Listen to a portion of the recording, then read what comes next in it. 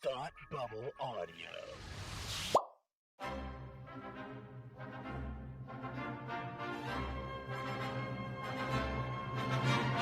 Look, up in the sky. You will never find the more wretched hive of scum and villainy. Welcome to Beer with Geeks with Tim and Frank. Who are you? I'm Batman. I am Iron Man. Your friendly neighborhood Spider-Man. Hi, Christopher. I'm Nero. My name is Inigo Montoya. You're a wizard, Harry. A couple of guys with a couple of beers and a whole lot of pop culture nostalgia. Make it so, number one. Ladies and gentlemen, the Beatles. Named the dog Indiana. Life finds a way. I am serious. And don't call me Shirley. Now sit back and crack open a cold one, because it's time for Beer with Geeks. It comes in paints. Shaken, not stirred. Great Scott! I was way off. I knew it started with an S, though. Hi, and welcome to Beer with Geeks, where two geeks geek out with beer. I'm Tim, and with me, as always, is my man who will always talk about Star Wars. It's Frank. How are you today? Name a time, name a place. I'll be there to talk about Star Wars. Let's do it. A time, whatever time people are listening to this. A place, their ears. Star Wars. We're Great. doing it. Great. Frank, before we talk about Star Wars, as is the love of our lives, besides, our families and stuff, what are you drinking today? I'm drinking an Oktoberfest from Smuttynose Brewing Company here in New Hampshire. I wish I had known you were doing an Oktoberfest. I looked at my beer and I said, maybe not Oktoberfest this time. That looks good, though. Is that a seal on it? Yes, that's their logo. Smuttynose's logo right. is a seal. Yeah. So cute. Yeah. So, your Marzen German style lager, classic. Can't go wrong. Good. Very good. Nice and crisp. What do you got? I am drinking something new for me today. This is from the Abita Brewing Company, in Abita Springs, Louisiana. Is it their ale? It is there's their pecan ale. Ooh. Or pecan.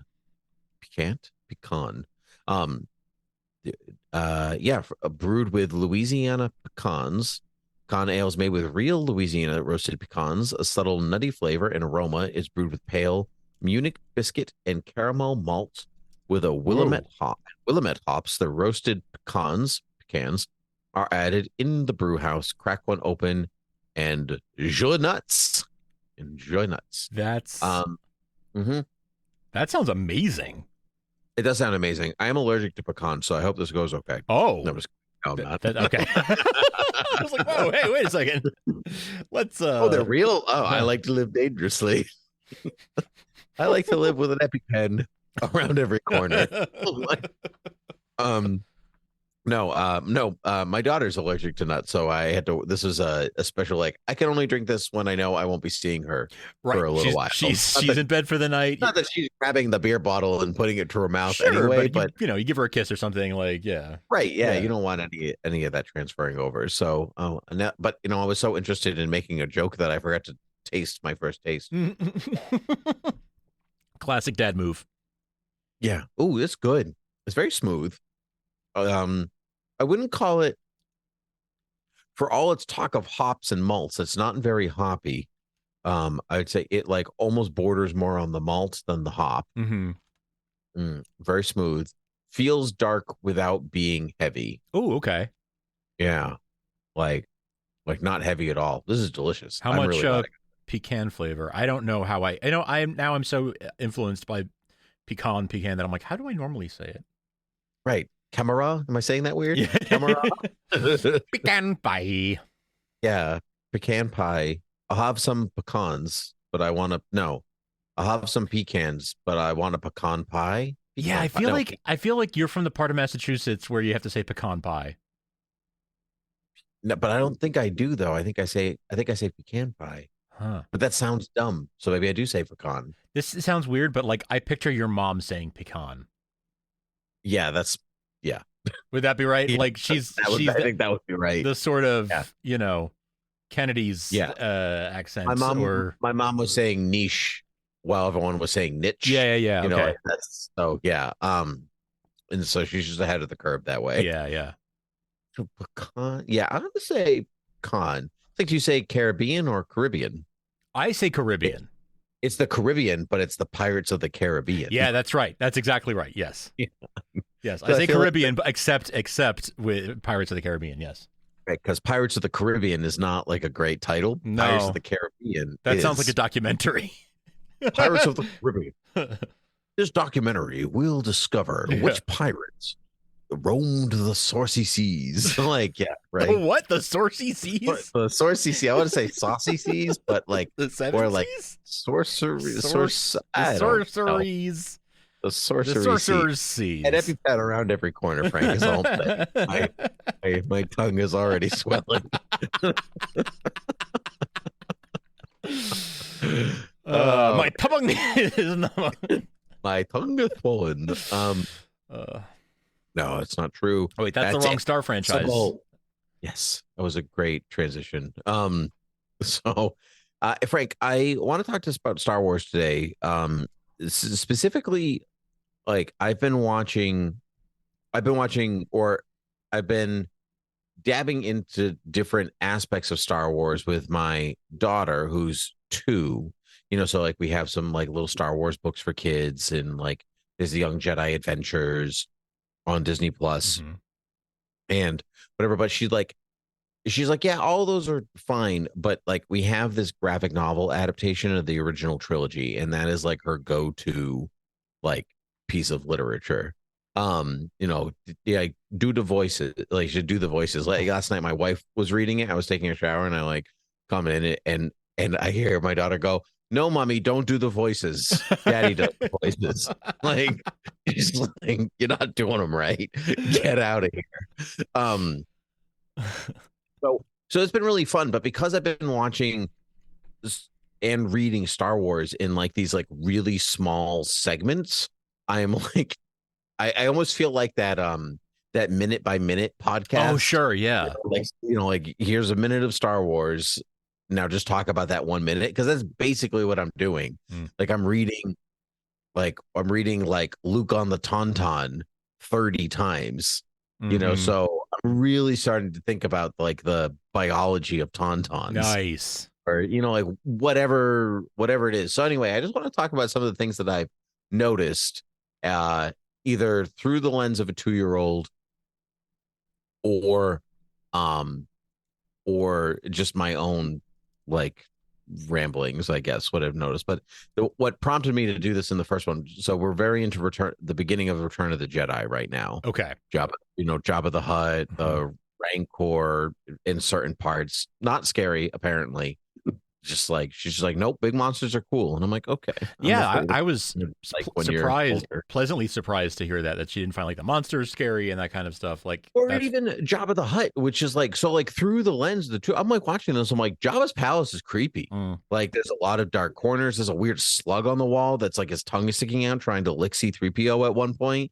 Like while he's like, you'll be taken to the Dune Sea and cast at the pit of Cocoon and all that. And it's all like, and there's this giant slug trying to lick his head the whole time. Yes. Stuff I've never noticed. But I'm watching this, and like Princess Leia in the golden bikini and like the pit of Carcoon, and I'm like, this is George Lucas's John Carter of Mars. Absolutely.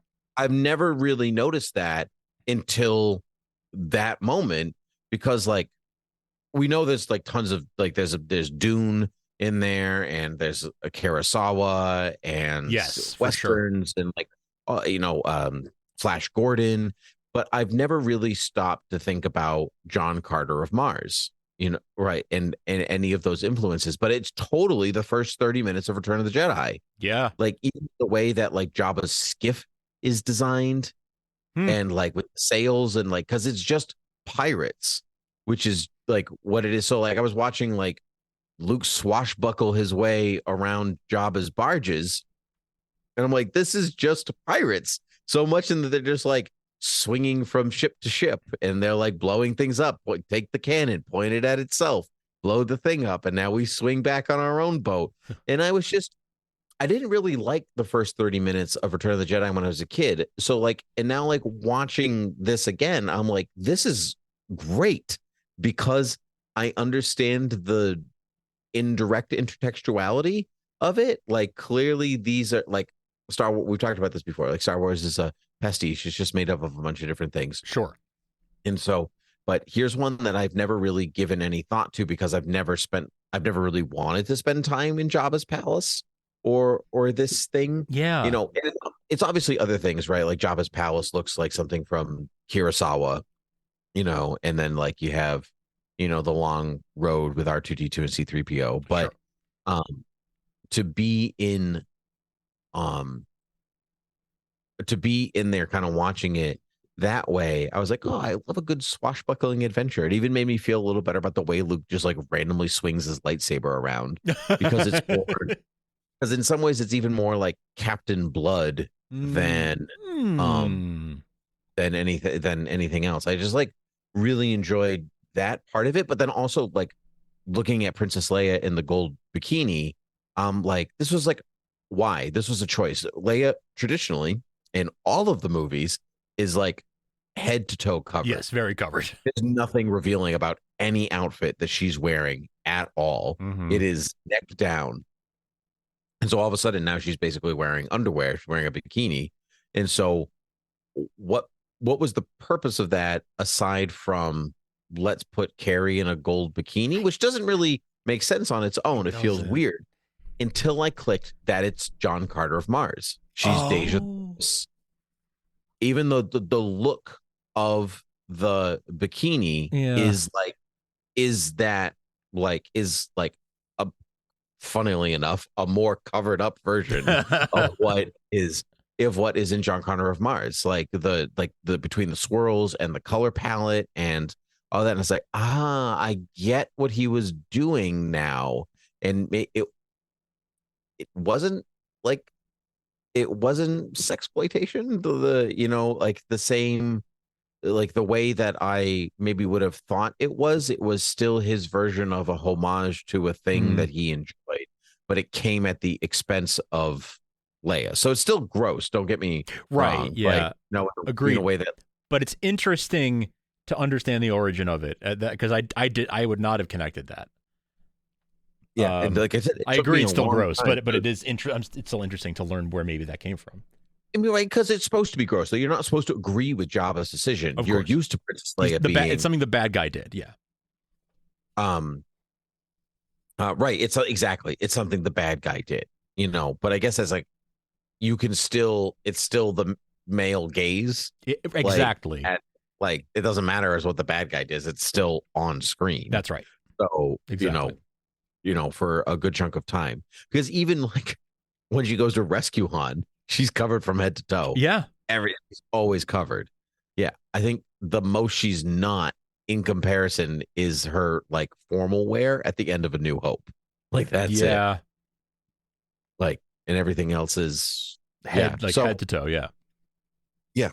So anyway, what were your thoughts on Jabba's palace as you were a kid or anything like that? Very similar. Like I found that first, half hour pretty slow moving up until the sail barge fight. But like I found it slow and a little bit slow moving. Like as a kid, you're kind of like, okay, this is boring. Why is it so slow? Why isn't stuff happening? And I've appreciated it as a blend of all the things that we were just talking about, of the Westerns and Kurosawa and so many other things, and lots of old sci-fi and pulp stuff. But I never really honed in on this, specifically the John Carter of it all. I really, once you look at it through that lens, a lot of the pieces start to fall together really nicely. Yeah, I mean, even like the Jabba's sail barge looks like a pirate ship, right? Yeah. Like because it has like the sails, right? The metal sails and whatever else. But that's kind of how the ships in John Carter are also described. So like it's like this Captain Blood, but also John Carter. Yeah. And I just feel like that's actually what's missing from Star Wars. Like it has maybe not some of the TV stuff, but like certainly in the sequels, it feels a little bit like making it look like Star Wars and not making it and like not pulling from the very things that were the influence in the first place. And so it just like just becomes inferior copies of itself. It's just self-referential instead of pulling in as many new other things as other Star Wars properties do. Yeah. Right. I think that's right. I think that's fair. Yeah. Because I think that's like going to Ahsoka, which we've already talked about on this show, but like at the end, there's like spoilers for Ahsoka, but there's the Mortis gods statues, right? Which is more Lord of the Rings than anything. But those are like Filoni's influences. Mm-hmm. So he's doing what George did and said, well, these are the things that I grew up on that are influencing my version-ish of Star Wars, and then therefore becoming still Star Wars, but also unique in its, in its new delivery of things, not just copying what somebody. And so then now it feels authentic, right? And I guess that's what I was kind of entranced with within Jabba's palace these like past couple times, because I'm like, it feels authentic to George. Like these are the things that I liked. Sure. I like monsters, so like Ray Harryhausen movies, and because that's what like, so it's like Kurosawa and also mobster, but also here's a Ray Harryhausen monster, right? And also John Carter of Mars, and like so on and so on and so forth. Because like in some ways, like Luke versus the Rancor is John Carter versus the big white gorilla thing on on Cartoon. Now I can't remember the name of what they call Mars in John Carter of Mars. Cartoon, something, Carcoon. Pit of Carcoon. Pit of Carcoon. It could be Pit of Carcoon now that you say that. Well, no, the Pit of Carcoon is what the Oh, you're right. But that's like also that sound, that Carcoon sound. Yeah. So John Carter. That's true. It is at the same time. So yeah, I just what you said, like I found it boring. You found it boring when we were kids. Yeah. And my 2-year-old who's like, this is not boring. I told you like before we started recording that, like we watched skipping some bits like the death of Jabba and whatever. Like I don't need you to see like Jabba get choked out by Leia or Gamorrean guard getting eaten by the Rancor. We can skip around, but otherwise it's pretty harmless. But like at the end, she like turned to me almost with tears in her eyes, and she was like, "Again." That's amazing. Like that was the greatest thing I've ever seen. Like rewind that clock right now. So cool. It's incredible. It's amazing that like you're like, I like this thing and you like this thing. Yeah. But I'm appreciating this thing like in my own way. I don't be like, Wheeze, did you recognize that Princess Leia's outfit is a homage to Doris, the Princess of Mars? like no. But it's just giving me time, like it's giving me the lens of like appreciating it in a way that I never have before for myself as an adult. Yeah. But also your excitement of like she's not looking at Luke's Jedi form and being like, do you even know how to use that? Like, right. You're just like wildly swinging. Did you even kick that guy in the face, or did you just kick air? What you what is happening? Did you know in the new Point of View book, the Return of the Jedi one, they actually like that guy that gets kicked is one of the points of view. Awesome. And it like has a thing about him like Luke using the Force like through his foot. Oh, nice. To like push him off. Like, why do you have to use your hands? It doesn't matter. Very nice. Vader's hands are metal. Vader's hands are robots. Right, like you don't actually get, like, who cares what part of body you use? Sure. And so yeah. So in canon, like technically those are canon. So in canon, Luke uses the Force through his foot. That's amazing. I love that someone bothered to like try to sort of retcon that. That's the best part about Star Wars. It's just like we could fit this. We could make this work. Oh, that's like, fantastic. Yeah. It's been that all of that's been really fun. Also, the Emperor is terrifying. Just see, that would be real scary, I think. Yeah. The Emperor's really scary. Yeah. On paper, on screen, whatever. Like anytime you go, she goes, no. which is wild to me that she's like the Rancor is cool. Yeah, Or wow. the Wampa is cool or whatever. But like, because she likes Forces of Destiny. She likes a couple episodes of that. So Okay, like, yep. like, there's an episode of Chewie getting trapped by a Wampa in Hoth. Uh-huh. You know, like, and Leia and R2 go to rescue him. It's like 2 or 3 minutes long. Yeah, yeah. And then and it's all like just the lead up to the deleted scene of some stormtroopers like stumbling upon like this Wampa trapped in a room. It's wonderful. But she like likes that episode, and like it's not scary or anything to her, but the Emperor is scary. That's like, so interesting. The drooly Rancor is not scary. Huh. This big clawed beast that like picks Luke up and he sticks a bone in its mouth. Like all of that, she's like, Luke sticks a bone in its mouth. I'm like, sure it does. And he goes, Mommy loves the Rancor. Like that's like her. Like she sure does. You know, the Rancor trapped in the door. Mm-hmm. Uh-huh. Yep. Luke definitely did not sever the Rancor spinal column. Definitely not. That door. Nope. Definitely not. Don't worry about that. But, Anyway, so now let's move on to the T-Rex in Jurassic Park. Right. Well, you know, you just gotta, you know, when there's no context, it's easy to give them context. That's not, I feel like it's not lying. The Rancor is trapped in the door. It's true. It doesn't have to know the Rancor died. Like, Sure. It's trapped. It's trapped in the door. Yes. And now that man is crying, but don't worry about it. That man is crying because the Rancor is trapped and he loves the Rancor. Yes, exactly. No, it all makes sense. Like, like it's not like he's it's sad just for his friend, the Rancor. Yeah. Sad for his friend, the Rancor. I said, Rancors make best friends with the person that raises them. She goes, mm-hmm. And I said, my actual example of this, I kid you not, was like, Rancors make best friends with the person that raises them.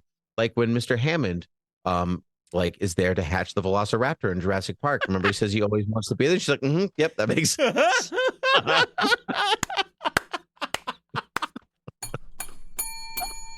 Like that's incredible. That is like most amazing. That is the most your family thing that I have ever heard. It's so funny because then she'll just immediately go and she's like, okay, watch Cinderella ride the horsey. I'm like, you got it. Bud. And moving like, on. No problem. She's got like a unicorn. She's like, Luke loves to ride the unicorn. I'm like, I bet he would. Sure he does. Just you do what Luke does, what he does. Yeah. It's so interesting. Truly wonderful. The mind of a child is. Truly so wonderful. Yeah. So it is just really to see what attaches is really interesting, particularly just in Star Wars, because like, not that we're jaded as viewers, but like she doesn't have any Star Wars history or politics or you know, corporations, whatever. She's just like unadulterated fun.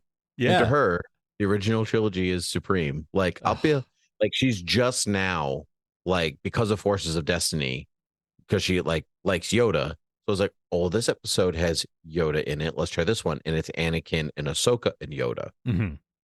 So now she's like, Anakin, Ahsoka. Like, yes, good. She was like, I have a video of her like wandering around with my like Luke lightsaber, but like not like the one that like lights up the whole way. I bought years ago, I bought the Star Wars VR game. Yep.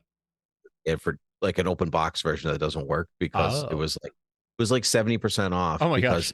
A really good prop version of Luke's lightsaber. Nice. Of like Anakin lightsaber. So I was like, great, now I have it. And I didn't spend any money for it. So she's like wandering around with it going vroom, vroom, and she's got like Ahsoka in her other hand, and she's just like spinning and wandering around. And she's like, I like Ahsoka. Like, good. That's awesome. Mm-hmm. Yeah. So Forces of Destiny. I had forgotten about Forces of Destiny. I have to show that to my daughter. We have done the Young Jedi Adventures a little bit. You mentioned that you you watched that too. Yeah. Is she into that? Yes and no. It depends on the episode. Yeah. And like she like really likes Nibs. Yeah. Yep. And like, but like anything else that's happening, she's like, nah, I don't really care. And truthfully, that's how I feel too. Yeah, same. It's okay. Yeah. Yeah. I mean, obviously, Frank, it's not meant for our age group. Yes. Imagination. But it's made in the same vein as Spidey and His Amazing Friends. Yeah, that's right. Yes. Which I am more entertained by. Mm-hmm. Mm-hmm. And maybe it's just because I know the characters, so I enjoy like Rhino and his Brooklyn accent or whatever. But yeah, I think it's because Horses of Destiny is like really fast. It's like 3-4 minutes and then you're out. Yep. And it's just I don't know if Young Jedi Adventure, because it's like a weird continuing story, like similar like show up over and over and over again, and it's just like too much world building or information. Like it's like bothering to explain things in the first episode, and yeah, I don't know. Yeah, I think they do try to do too much of that, and it's hard to keep it probably as light as they're trying to for that age group. But I agree, Spidey and His Amazing Friends pulls it off better. It does, and I don't. I mean, there's discernibly no real difference between. They both have the amazing things, each of them, and it's fantastic worlds. But I mean, at least Spidey doesn't need to like explain we're going to a different planet or whatever. Right. Like, in the neighborhood, they're in the park, like whatever. Yeah. It's just easier to absorb that way, but I'm not really sure. Yeah. But anyway, those were my takeaways from watching Star Wars. I love that. I love this whole idea of looking at Star Wars or any of these things that we love, through the eyes of a 2-year-old and then a 5-year-old and then a 7-year-old, like watching how this stuff stays with them and how they interact with it at different points throughout their growing up.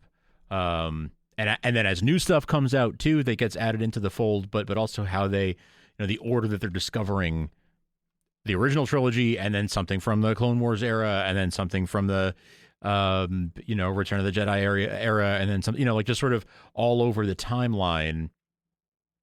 But it doesn't really matter. Like to the kids, it doesn't really matter. Like they don't need to know that. Like, well, this is 20 years before the Battle of Yavin. Like that doesn't matter. They're just like, is it fun? You know what I mean? Like, cool. Right, I get laser swords and robes and big talking hairy dogs, and like, okay, cool. Like I'm down with that.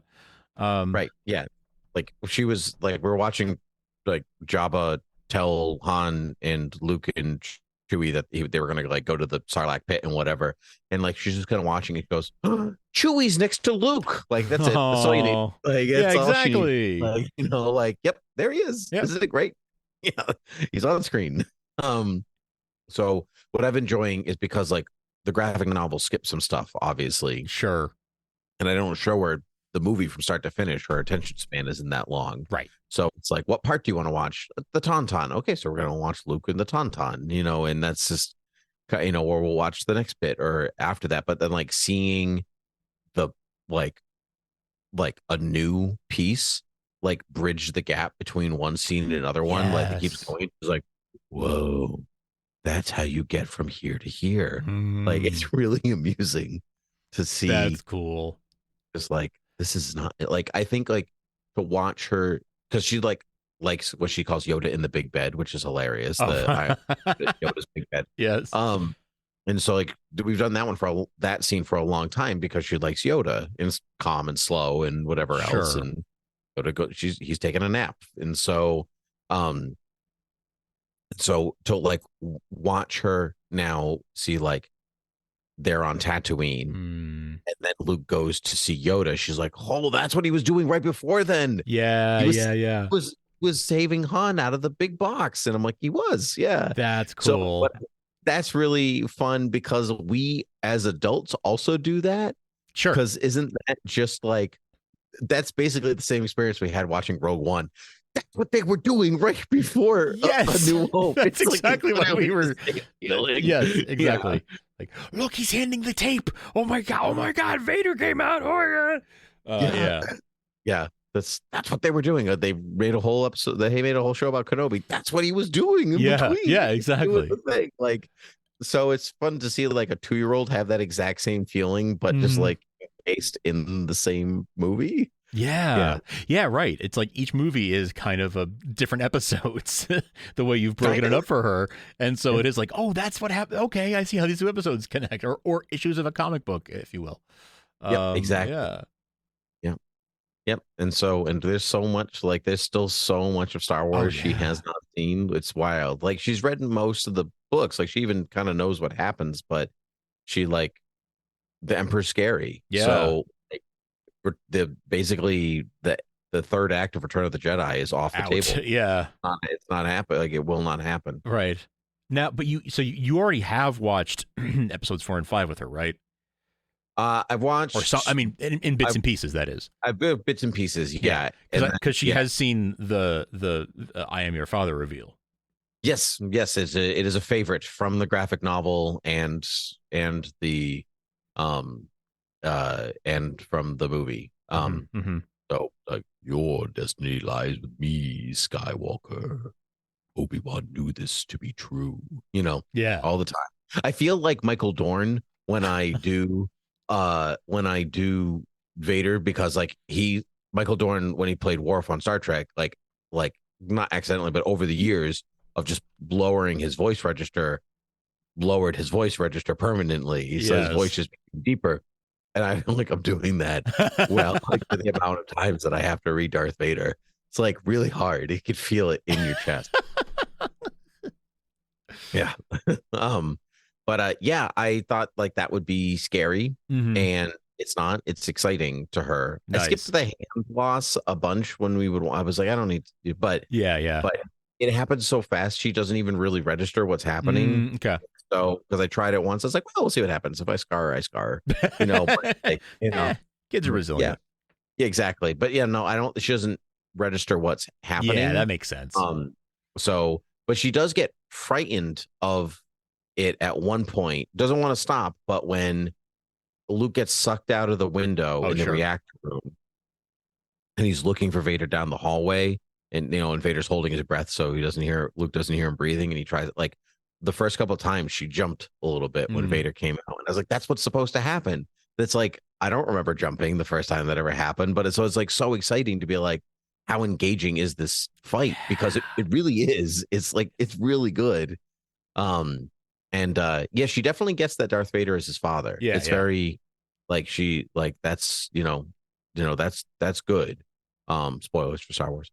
And she gets that, and like she's like getting that Darth Vader has another name, because that's like a challenging concept for a 2-year-old, that you can call something one thing and call it another thing, and it's still the same thing. So for her to like get to that point has been fascinating. That's very interesting. Yep. Yeah. Yeah. So when you were watching that Forces of Destiny episode with Anakin, does she get that he's going to be Darth Vader one day? I've said it, like I say, like I'll like make the connection. I'll be like, that's Anakin, that's Luke's dad, before we call him Darth Vader, basically. And she goes, okay, like it's like there-ish somewhere. Sure. You know what I mean? It's like not quite there, but she's pretty smart. So I just she'll get there. Oh yeah. It's really not the age that I expected her to learn that information. Sure. Truthfully, I was expecting her to be older and to like wait and turn and see her reaction to get the whole thing. But it's fine. I'd rather you we got still the love reaction. the things that we love at that age, right? Yeah, you know what I mean? Like you loved Superman when you were 2, right? For sure. So I'm gonna like, so you still love him now. So I'm like, great. We will always have this. Exactly. It was wonderful. Exactly. Yeah. Yeah. No, that's really cool. So And you're making anyway, really cool memories. You're making really, really cool memories with her. Things that she'll remember, things that you'll remember. That's really, really cool. Yeah. So what I'm saying is the 2016 graphic novel Disney adaptation of the original trilogy is awesome for little kids. I'm just saying.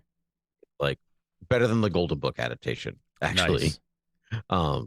Yeah. So do recommend. I ordered the prequel one the other day. Nice. Because I found it for $3. Wow. Nice. And so because it was a library copy, and I said, I'm gonna get that. Because one day she'll be like, Anakin, I want to know more about Anakin. Be like, I'm ahead of you. I got you, it. kid. That's half of teaching your kids about things is just being ready for the question that's coming, whether that's about food or death or Star Wars. I'm here for you. Food or death or Star Wars. Yeah. T.O. Keiko death. But Frank, where can the people find us? You can find us at beerwithgeeks.com. You can rate and review and subscribe anywhere that podcasts are found, any podcast app you're listening to us right now or you normally listen to. You can support us by leaving those ratings or reviews, or by heading on over to patreon.com/thoughtbubbleaudio and drop a couple of bucks to help us keep making our shows. Wonderful. Wonderful, Frank. It was a pleasure to talk to you. As always, until next time, cheers. Cheers.